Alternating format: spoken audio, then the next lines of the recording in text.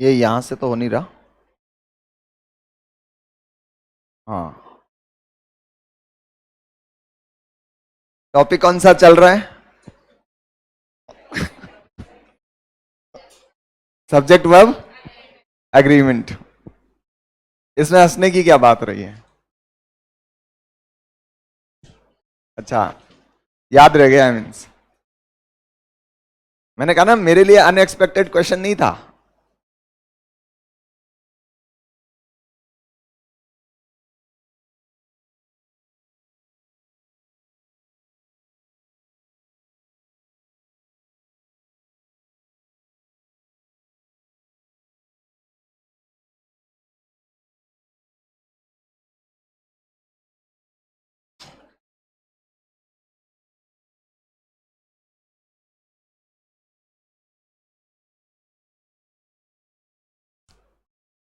अभी ऐसी अवॉइड करो, सही रहेगा।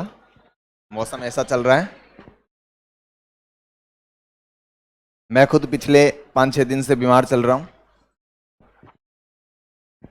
और बीमार भी कैसे है कि इस मंथ एक बहुत बड़ा हादसा हो गया था मेरे साथ। मत पूछो। हाँ, बताऊं? जिस चीज के लिए मैं पिछले 10 साल से भाग रहा था, घर वालों ने आखिर पकड़ के हैं इस साल निपटा दिया। हाँ, क्या हुआ?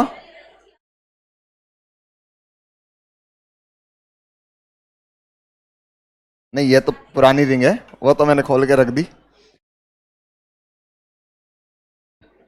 हाँ, मैं 16-17 साल का हूं। हाँ, मैं 16-17 साल का कभी था। और ऑलमोस्ट आज से 15 साल पहले मेरी 10th क्लास 2007 में हो रखी है। अब आप देख लो प्लीज। और ऑलमोस्ट 8 to 9 years मुझे यहाँ टीचिंग करते हुए जयपुर में हो गए। इससे पहले मैं 3 साल एलन में था, और भी कई कोचिंग्स में पढ़ाया, ऑनलाइन पढ़ाया, अनअकैडमी पर पढ़ाया। ऐसे बहुत सारी जगह मैंने पढ़ा रखा है। तो 16-17 साल का तो नहीं हूं। ये आपका जो सिलेबस है, देखो, अराउंड 25-30 क्लासेस में आपका मेजर मेजर जो है पोर्शन वो हो जाएगा, जो कवर आपका जो 5 क्वेश्चन है वो कवर करने वाला ऑलमोस्ट हो जाएगा। उसके बाद थोड़ी सी क्लासेस हम 5-7 और लेंगे, सो दैट कोई चांस ना बचे। जैसे कुछ क्वेश्चंस जो है और कई बार जैसे आ जाते हैं अलग से, तो मेजर मेजर तो हम ले लेंगे, बाकी जो है थोड़ी बहुत क्लास और लेंगे इन केस अगर मान लो वो पीछे वाला पार्ट। क्योंकि होता क्या है कई बार कि लास्ट में स्टूडेंट्स थोड़े लेजी हो जाते हैं, चीज़ों को इग्नोर करना स्टार्ट कर देते हैं। ठीक है, तो किसी का लॉस ना हो इसलिए हम पहले तो इंपॉर्टेंट पार्ट है वो कर लेंगे, लास्ट में फिर प्रैक्टिस पे भी थोड़ी सी काम करेंगे, मिसलेनियस क्वेश्चन की प्रैक्टिस करेंगे। ऐसे थोड़ा और टाइम मिलेगा तो हम उस पर भी वर्क कर लेंगे। तो ऑलमोस्ट आज टॉपिक आपका सब्जेक्ट वर्ब एग्रीमेंट कंप्लीट हो जाएगा। कल एक शीट लेके आऊंगा, उस शीट में कुछ क्वेश्चंस मैं क्लास में सॉल्व करवाऊंगा, बाकी क्वेश्चंस आप खुद सॉल्व करोगे। उसके आंसर्स आपको नहीं मिलेंगे, आंसर्स मिलेंगे आपको नेक्स्ट शीट में। अभी दूंगा तो सिंपल सी बात है, कहीं ना कहीं, है ना, यह नहीं है कि मेरे पास आंसर्स नहीं, आंसर्स हैं, लेकिन नेक्स्ट शीट में दूंगा। उससे आप कम से कम सॉल्व करोगे, क्वेश्चन डाउट आएगा, आप रिसर्च करोगे, आंसर ढूंढोगे तो हेल्प मिलेगी। ठीक है, तो चलिए बिना किसी देरी के स्टार्ट करते हैं। टॉपिक था अपना सब्जेक्ट वर्ब एग्रीमेंट। मेरी बात का बुरा मत मानना, मैं मजाक करता रहता हूं, मजाक की आदत है मेरी। ठीक है, तो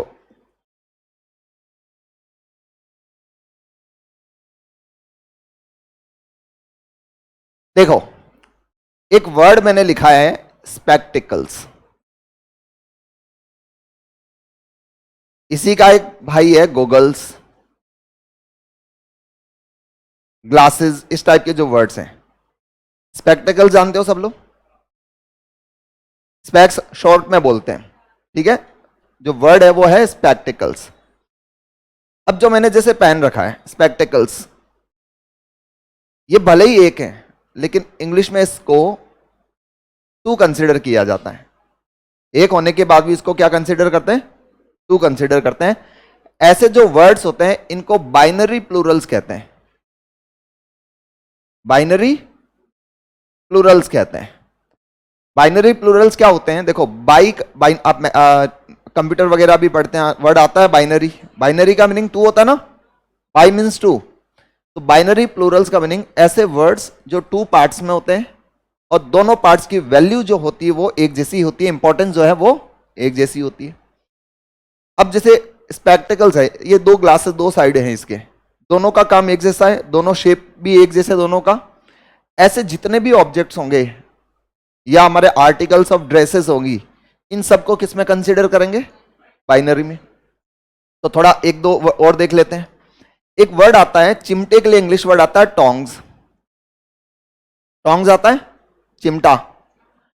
एक वर्ड आता है बेलोज, सुना है? बेलोज।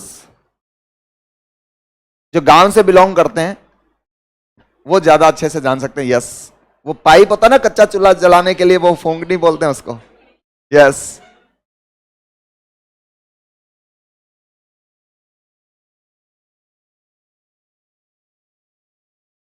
बाइनोकुलर्स हो गया, ठीक है। इस तरीके से और भी वर्ड्स आगे, जैसे पैंट्स,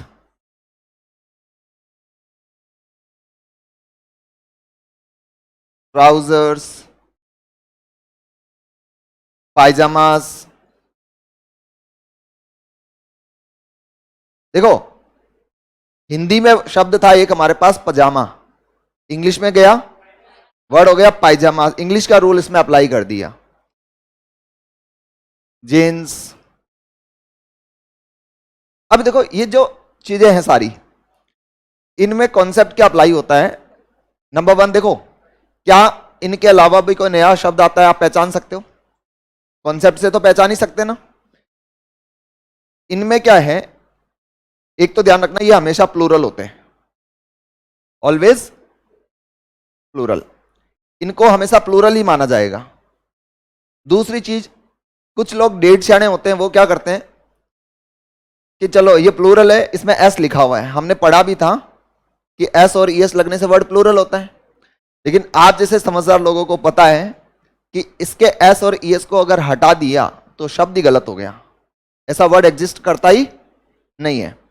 कैंची जो है उसको बोला जाता है सीजर्स कहा जाता है। कुछ लोग सीजर भी बोल देते हैं, सीजर भी बोल देते हैं। मैंने कोई शॉप देखी थी जिसमें सीजर और अपॉस्ट्रोफी एस लिखा हुआ था, वहां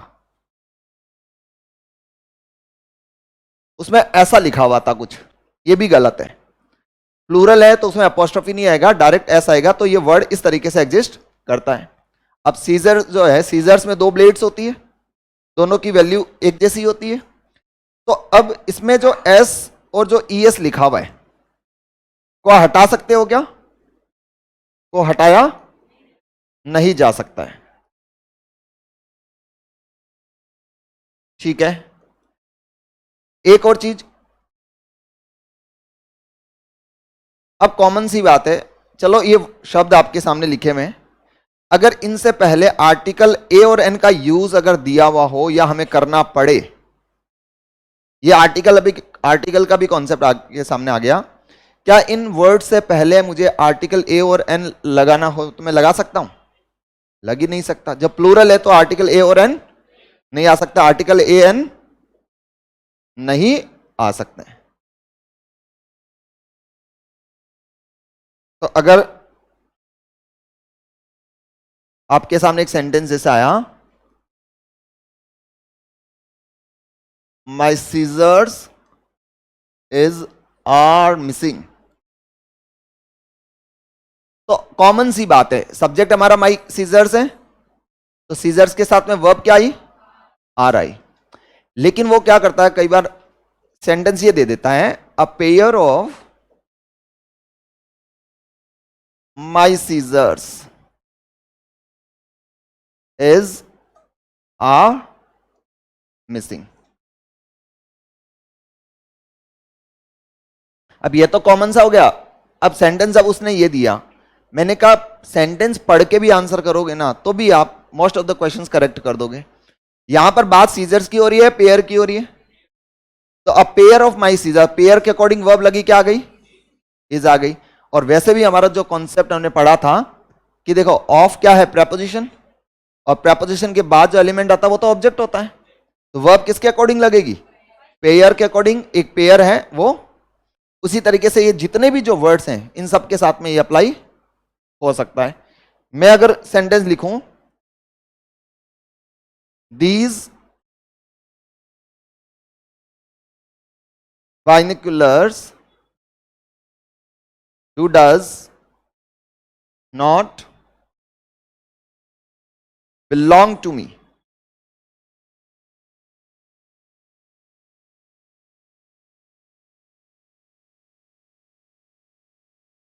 यस,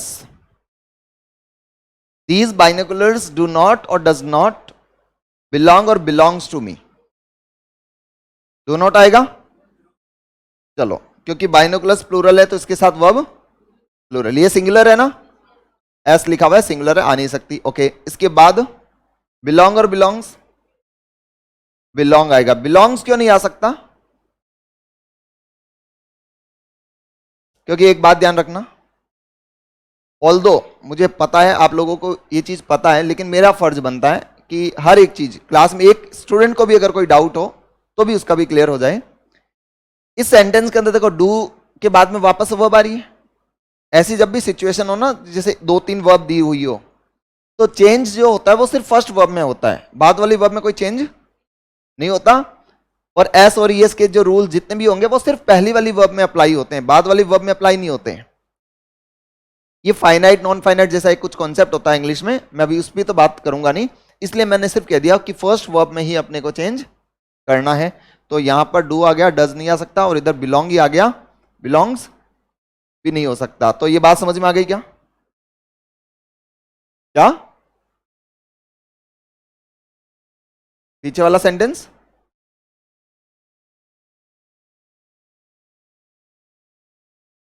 आप इसकी बात कर रहे हो? नहीं नहीं, इसमें कोई चेंज नहीं होगा, जो चेंज होगा वो सिर्फ इस वर्ब में। मैं आपका क्वेश्चन नहीं समझ पा रहा, एक बार आवाज थोड़ी।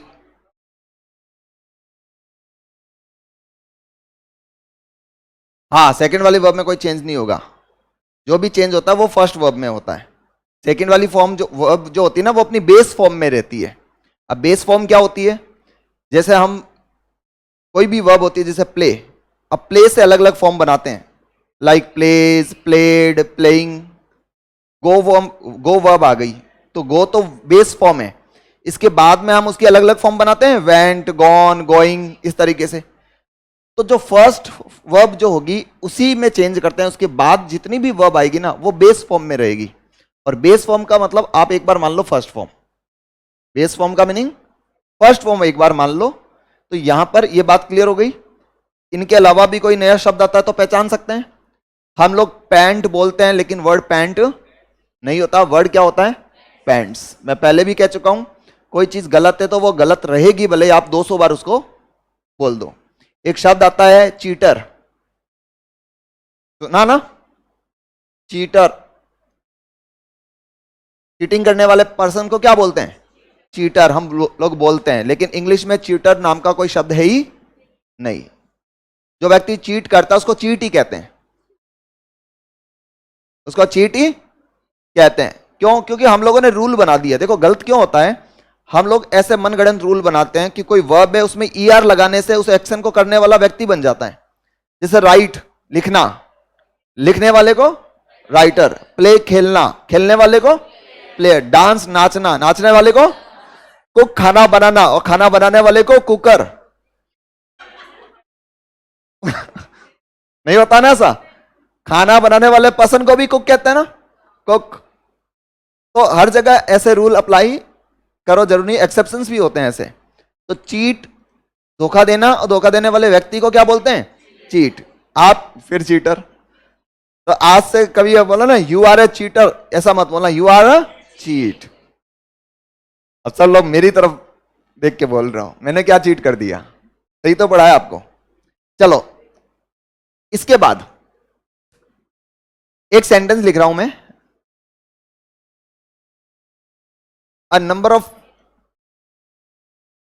Students is are absent from the class.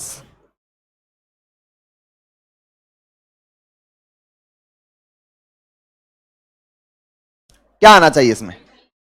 Is आएगा? खाओ मेरी कसम, आर आएगा।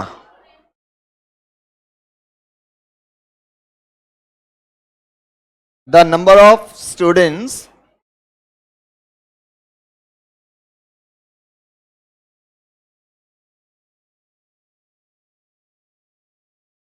increasing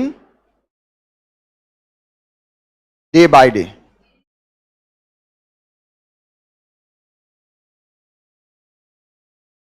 एक बार फर्स्ट सेंटेंस को पढ़ो पूरा दोबारा। A number of students is और are absent from the class. देखो कॉन्सेप्ट पता हो ना हो, लेकिन जब आप पढ़ते हो सेंटेंस को समझते हो तो भी आंसर मिलने लग जाता ना। इस चीज को आप साइकोलॉजी वगैरह आपने पढ़ी है तो आपने नॉम चॉम्स्की का नाम सुना होगा। नॉम चॉम्स्की सुना है? अमेरिकन लिंग्विस्ट है, जिंदा है अभी, ठीक है, मरे नहीं है, जिंदा है। नॉम चॉम्स्की ने एक प्रिंसिपल दिया था लिंग्विस्टिक कॉम्पिटेंस का। लिंग्विस्टिक, उसमें उन्होंने यही बात की है कि हमारा ये माइंड है ना, ब्रेन जो है, इसमें ऐसी चीजें भी ये जनरेट कर सकता है जो ना तो कभी उसने सुनी है और ना कभी पढ़ी है। अब मान लो इसका कॉन्सेप्ट आपने नहीं भी पढ़ा होगा, लेकिन आप जब इसको समझने की कोशिश करते हो तो भी आप इसके मीनिंग को समझ सकते हो। कोई वर्ड ऐसा जो आज से पहले आपने कभी नहीं सुना तो भी उसका मीनिंग आप बता सकते हो। कई बार नहीं होता एक सिंगल वर्ड हमें मीनिंग नहीं आता, लेकिन जब पढ़ते हैं तो फ्लो में उसका मीनिंग, जो टेक्स्ट लाइन लिखी हुई होती है उसमें उसका मीनिंग पता चल जाता है। वो ये उसी का प्रिंसिपल है ये। तो अब आपने जब ये पढ़ा, पढ़ते ही आपको इसका मीनिंग क्या लगा? आर। इसका रीजन क्या है कि एक वर्ड आपने सुना है मैनी। अब मैनी शब्द जो है ये सिंगुलर होता है या प्लूरल होता है? प्लूरल होता है ना। मैनी का ही सिनोनिम है अ नंबर ऑफ। मैनी का ही सिनोनिम क्या है? अ नंबर ऑफ। तो जहां पर मैनी आता है वहां पर आप अ नंबर ऑफ का भी यूज कर सकते हो। और एक शब्द आता है मच। मच के लिए आप लगा सकते हो a great deal of. Much और मैनी में डिफरेंस क्या है? मैनी का यूज होता है जब नाउन प्लूरल हो और काउंटेबल हो, और मच का यूज होता है जब नाउन अनकाउंटेबल हो, और अनकाउंटेबल हमेशा सिंगुलर होते हैं। तो यहां पर कॉन्सेप्ट यह था कि अ नंबर ऑफ के बाद में जो भी नाउन होगा और जो भी वर्ब होगी वो होगी प्लूरल। नाउन और वर्ब दोनों कैसी होगी? प्लूरल। लेकिन एग्जामिनर ने, और अ ग्रेट डील ऑफ के बाद में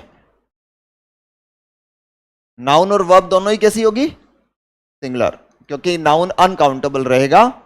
और एग्जामिनर ने क्या किया, आपको परेशान करने के लिए एक सेंटेंस उसने द नंबर ऑफ से स्टार्ट करके दे दिया। The number of, the number of. तो देखो अ नंबर ऑफ का meaning many students are absent, और इसमें हुआ कि द नंबर ऑफ स्टूडेंट्स का जो नंबर है, संख्या है उनकी, वो दिन बाय, है ना, दिन ब दिन बढ़ती जा रही है। तो यहां पर सब्जेक्ट अपना नंबर की बात हो गई, तो हमने यहां तो क्या लगा दिया? इज। और यहां क्या हो गया? आर। तो द नंबर ऑफ के बाद नाउन तो प्लूरल होगा, कोई दिक्कत नहीं है, लेकिन वर्ब कैसी रहेगी? सिंगुलर रहेगी। कोई डाउट? अ नंबर ऑफ के बाद प्लूरल वर्ब, और द नंबर ऑफ के बाद a number of plural, the number of singular. Sentence पढ़ लेना, पढ़ते ही रियलाइज हो जाएगा। तो मैनी कौन सा है? मैनी के बाद अगर चलो अ नंबर ऑफ की जगह मैनी आ गया तो लो, फिर बताओ मुझे। full many of flowers is are born to blush unseen। एक पोएम की लाइन है, एग्जाम में पूछी जाती है बार बार। Full many of flower is और are born to blush unseen. अब इसमें मैनी आ गया, लेकिन यहां पर साथ में क्या है, तो इसके बाद देखो फ्लावर दिया हुआ है ना, तो वर्ब भी यहां पर कौन सी आएगी, सिंगुलर आएगी। लेकिन अगर ये होता मैनी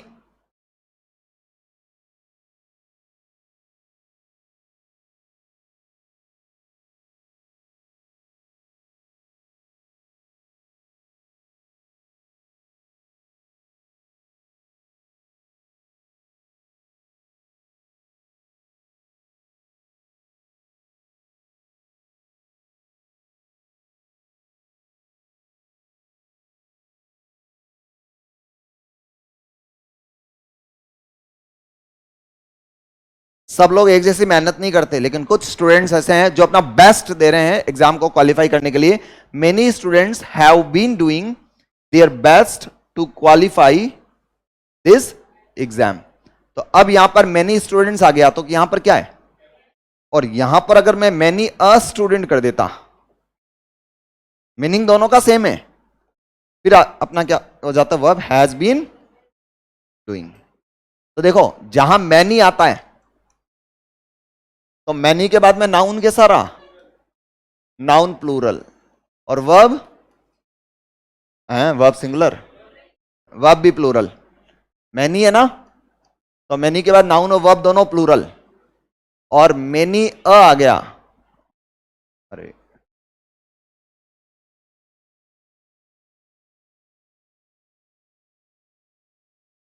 विंडो विंडो कहाँ है मुझे हाँ ठीक है।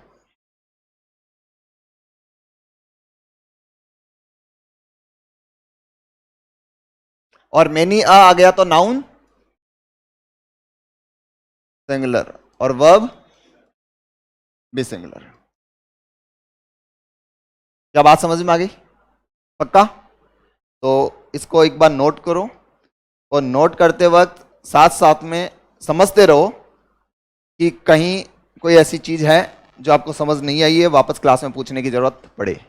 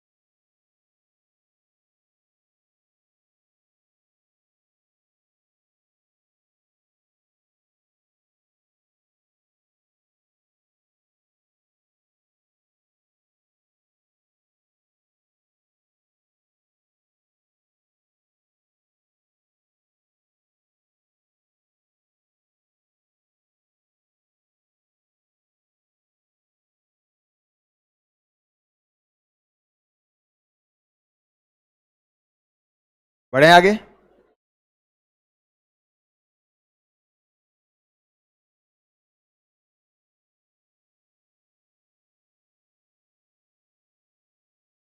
ये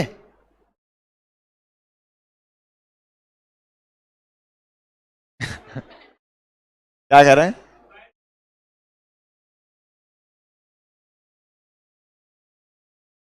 BINOCULARS, बाइनोकुलर, दूरबीन को बोलते हैं।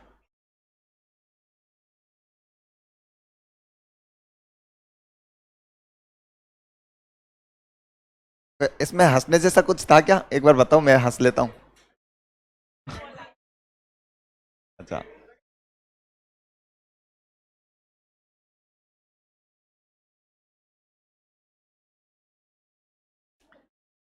नेक्स्ट। बहुत धीरे लिख रहे हो आप,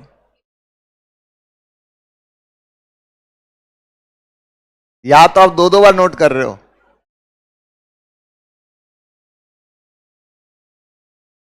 हो गया, 1 2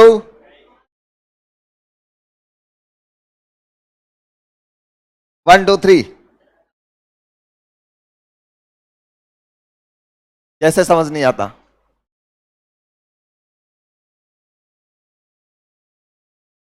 मैं समझाने में तो पूरा वक्त लेता हूं, धीरे धीरे हर चीज दो दो बार तीन तीन बार बोल बोल के। अब लिखने में अगर टाइम कम देता हूं तो वो तो देखो, आपको थोड़ा तो कॉम्प्रोमाइज करना होगा। साथ साथ में फिर समझ नहीं आएगा।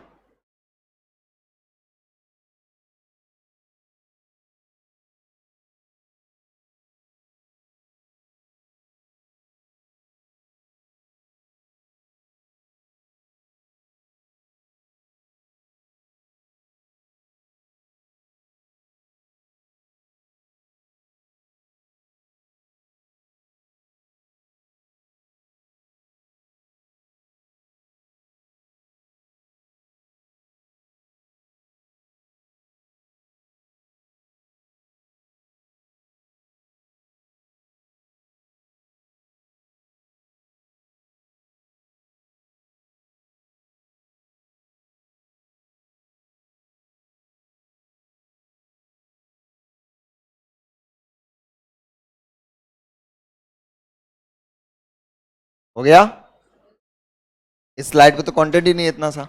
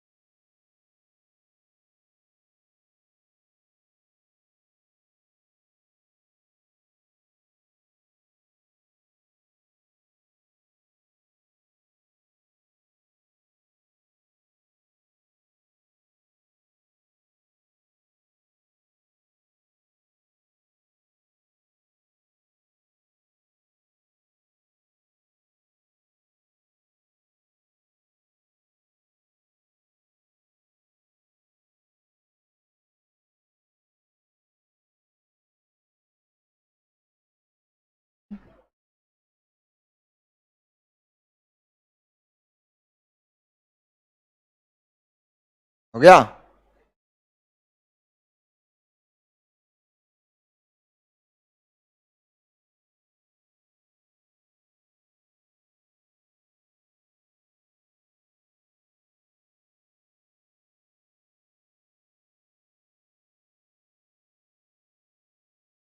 इसमें सेकंड वाले सेंटेंस में ए कर देता हूं, सेंटेंस का मीनिंग ही नहीं होगा, बनेगा।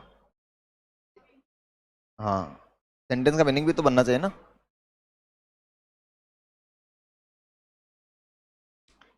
यस।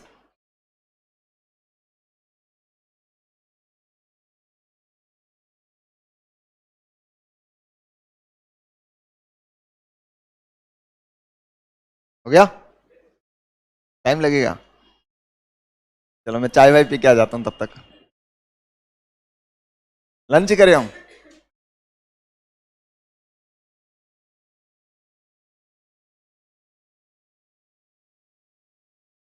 हुआ?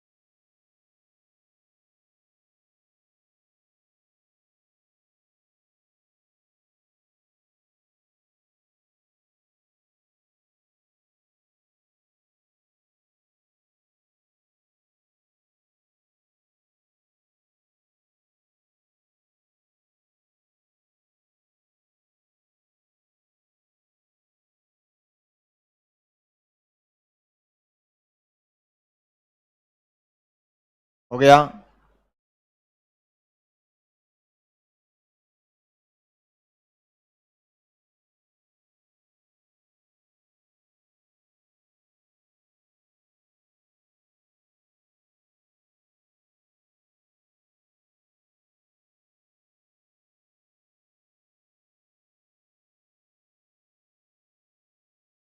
हो गया क्या?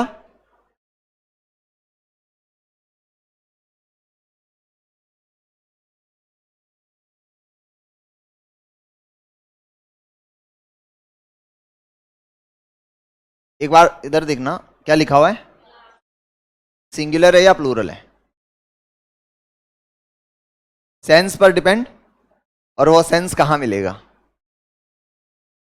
क्लास में? क्लास सिंगुलर है, प्लूरल ही होती है? बोलो, जो बताओ ऐसे। क्लास सिंगल ही होती है। जैसे कल भी मैंने बोला था कि maths by practice but English by sense. English में हर चीज का सेंस होता है। और गलत पता है हमारे इंग्लिश में सेंटेंस क्यों होते हैं, या हम इंग्लिश में दिक्कत क्यों आती है? क्योंकि हम हर चीज को अपनी मदर टंग से कंपेयर करना स्टार्ट कर देते हैं। हर लैंग्वेज के अपने अपने रूल्स, अपने अपने फंडामेंटल्स होते हैं। जैसे एक शब्द आया ब्रेड। अब इस चीज को ऐसे समझो, हम हिंदी में तो बोल सकते हैं एक ब्रेड देना, तो हिंदी के हिसाब से तो ब्रेड को हम काउंटेबल की तरह मान लेते हैं। लेकिन इंग्लिश में ब्रेड जो है वो अनकाउंटेबल है। ईट को इंग्लिश में बोलते हैं ब्रिक।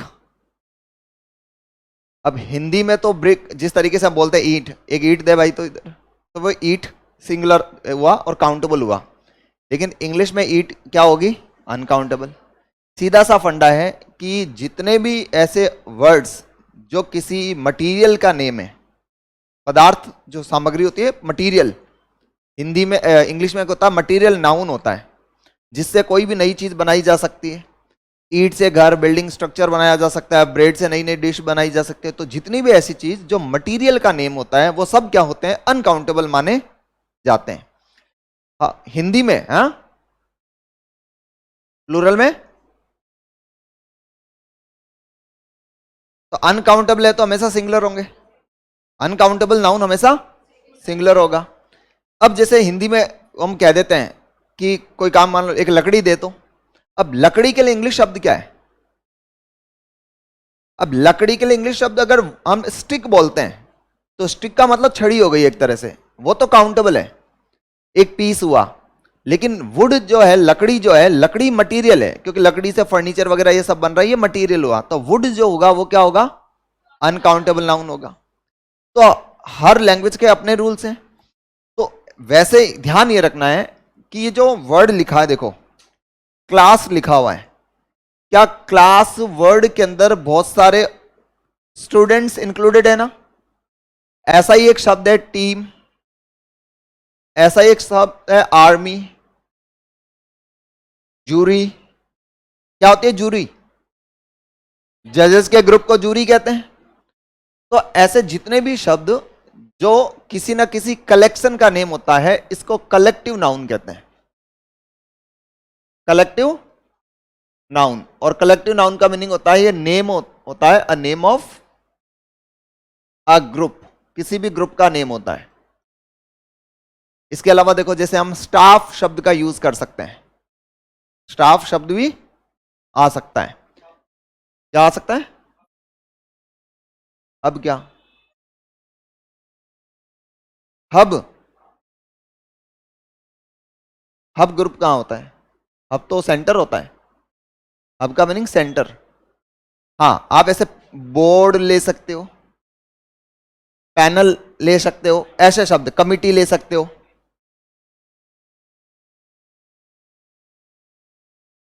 आप फैमिली शब्द को ले सकते हो। और इसमें भी ज्यादा घबराने की जरूरत नहीं है। जो इस टॉपिक से जो क्वेश्चन आते हैं वो ट्रेडिशनल क्वेश्चन आते हैं। ट्रेडिशनल का मीनिंग हुआ कि वही सेम सेंटेंस बार बार घूम फिर कर हर एग्जाम में आता है। राम का श्याम, सीता का गीता, ऐसे सब्जेक्ट बदल देते हैं, बाकी सेंटेंस ऑलमोस्ट सेम आता है। इसमें समझना क्या है, देखो जैसे ये जितने भी जो कलेक्टिव नाउन है, ये क्लास है मान लो।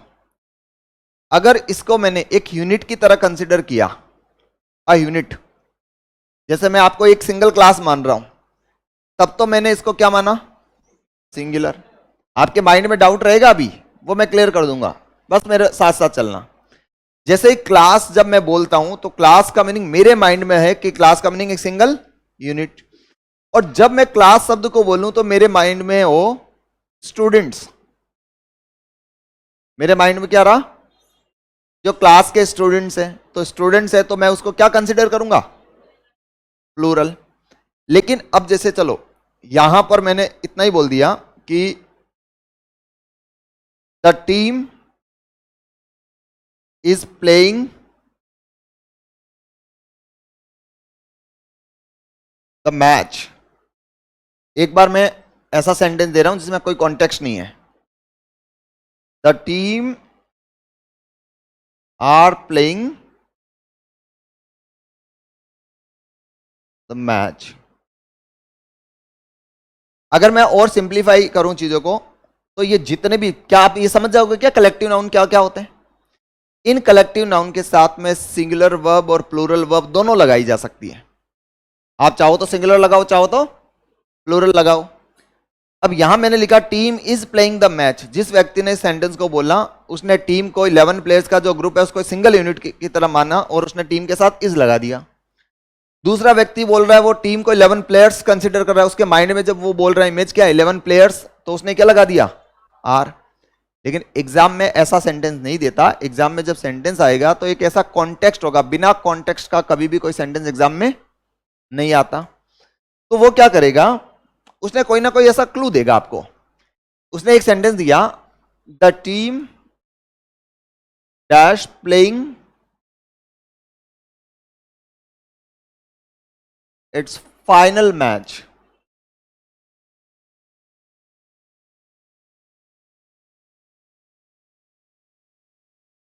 और एक सेंटेंस दिया, the team dash playing it's, sorry,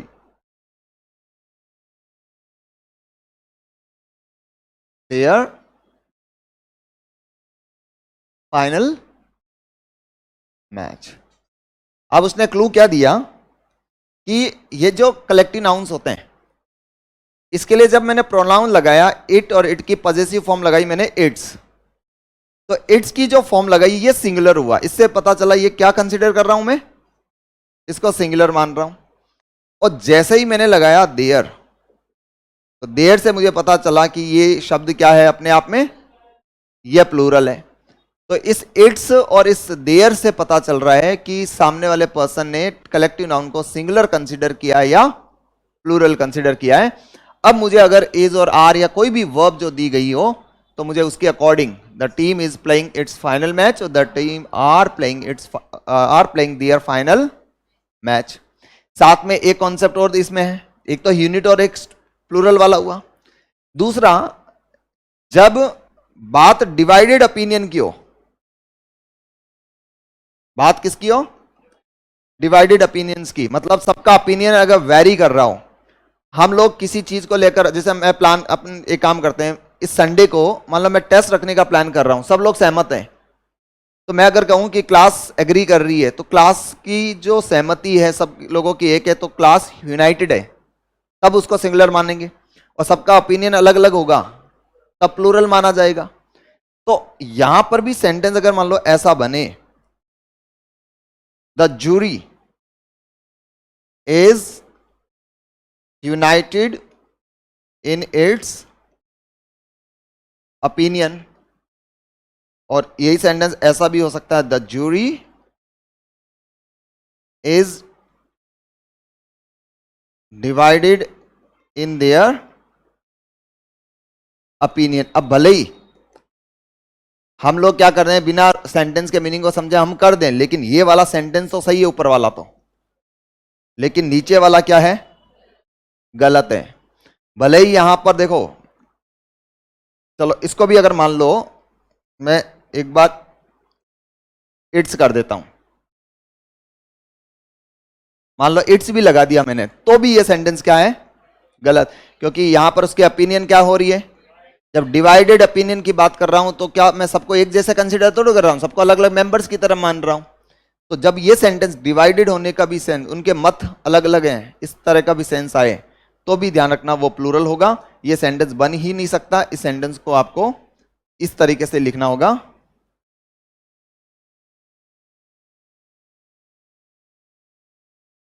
the jury are divided in their opinions. क्या बात क्लियर हुई क्या, दोबारा देख लो क्या, ये जितने भी कलेक्टिव नाउन्स हैं, कलेक्टिव नाउन्स का मतलब class, team, army, jury, exam में ये दो तीन शब्द आ जाते हैं, और ज्यादा नहीं आते। ऐसे तो एनिमी शब्द है, एनिमी भी कलेक्टिव नाउन में आता है, मैंने नहीं लिखवाया क्योंकि वो आपके आरपीसी या राजस्थान लेवल के एग्जाम में नहीं पूछा जाता और वो पूछेगा भी नहीं आपको। ये जैसे टीम हो गया, आर्मी हो गया, जूरी है, कमिटी हो गया, ये दो तीन चीजें पूछी जाती है। माई फैमिली डैश और गोइंग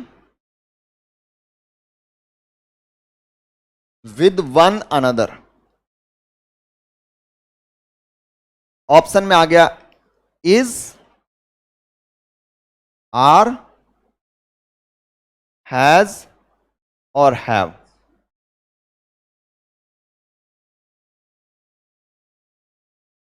समझो इसको, लापरवाही मत करो।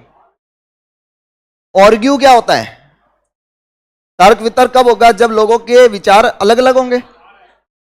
तो इसमें ओपिनियन डिवाइडेड है, यूनाइटेड है, डिवाइडेड ओपिनियन है, और ओपिनियन अगर डिवाइडेड है तो सिंगुलर आ ही नहीं सकता, ये गलत है, ये तीनों ही रॉन्ग है। ये डिवाइडेड, माई फैमिली आर और गोइंग विद वन अनदर, ये वाला कॉन्सेप्ट होगा। बोलो बात क्लियर हुई क्या, तो इसको नोट कर लो, टाइम है अपने पास, नहीं है, बिल्कुल है टाइम, इसको नोट कर लो। इसके बाद एक लास्ट कॉन्सेप्ट पढ़ाकर इस टॉपिक को हम कर देंगे। चलो हाँ,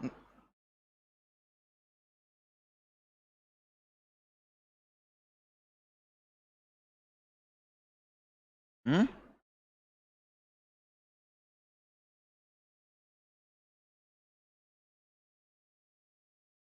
जाने वाले को कौन रोक सकता है।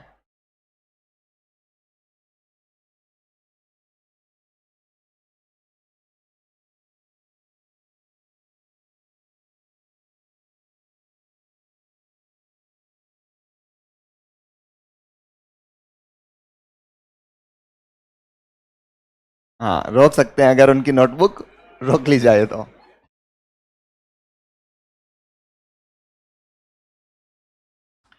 देखो, मैं तो एक ही बात मानता हूं, ये सब्जेक्ट ऐसा है, इसमें दिक्कत आती है, आती रहेगी। बस हमारे हाथ में ये है कि हम कितनी प्रैक्टिस कर सकते हैं, कितनी मेहनत कर सकते हैं। ठीक है, चैलेंजेस मिलेंगे, फेस करते रहो। छोड़ आप सकते नहीं, आपके पास दूसरा ऑप्शन है नहीं।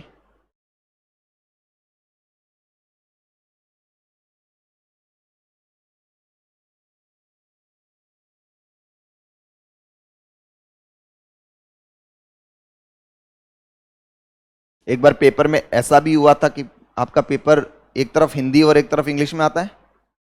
क्वेश्चन जो आते हैं इंग्लिश का नहीं, बाकी जो होते हैं, एक तरफ तो एक साइड में तो हिंदी के क्वेश्चन हिंदी में हो गए, दूसरी तरफ इंग्लिश ट्रांसलेशन में हो गया। एक बार ऐसा हुआ था कि इंग्लिश के क्वेश्चन सिर्फ इंग्लिश वाले साइड में ही थे, हिंदी वाले साइड में इंग्लिश के क्वेश्चन थे नहीं। तो लोगों ने वो इंग्लिश तो देखना ही क्यों, हिंदी वाले साइड के क्वेश्चन अटेम्प्ट करते करते लास्ट में घर आकर बोलते हैं इंग्लिश तो आई नहीं इस बार। तो ये भी ध्यान रखना, ऐसा भी होता है। सीक्वेंस देख लेना, और फिर देखो कितने गलत हुए होंगे उन लोगों के क्वेश्चंस। सीक्वेंस भी तो गलत हो जाती ना। अब उसमें 80 के बाद, इंग्लिश वाले में तो 81 था, लेकिन हिंदी में 80 के बाद में डायरेक्ट क्या हो गया, फिर 86 हो जाएगा। क्योंकि वो 5 क्वेश्चन जो इंग्लिश के थे वो सिर्फ हिंदी इंग्लिश वाले पार्ट में दिए हुए थे, हिंदी वाले साइड में इंग्लिश के क्वेश्चन दिए भाई नहीं थे। तो इंग्लिश के क्वेश्चन 4 से 5 आते हैं, नहीं मिले, हो गया ये। अच्छा, चलो ये वाला देख लो पहले।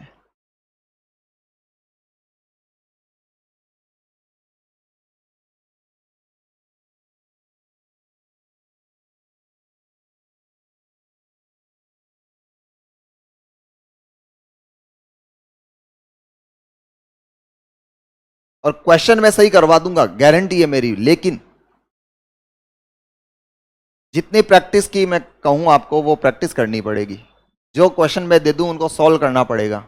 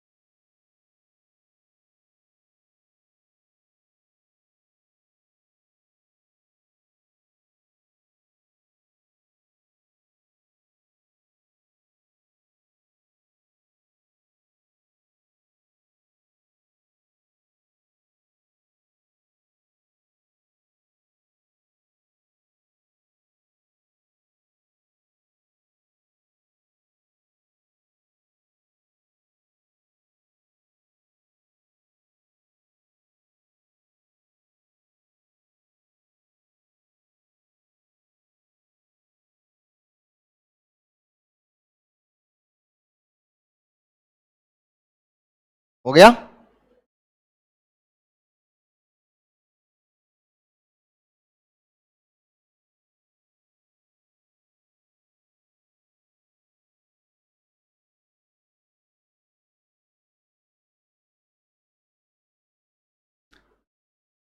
ये तो टॉपिक का समापन कर दें। हो गया। एक स्ट्रक्चर बता रहा हूं, ध्यान रखना है। चलो सेंटेंस देखते हैं एक बार।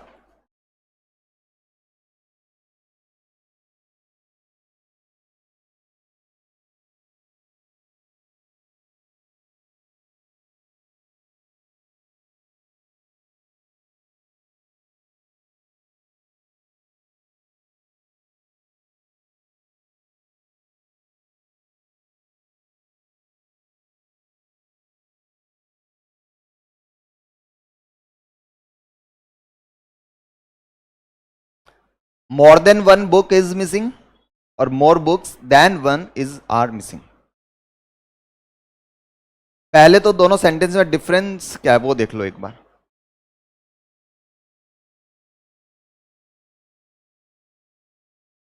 इसमें हमने क्या किया, मोर देन वन लिखा,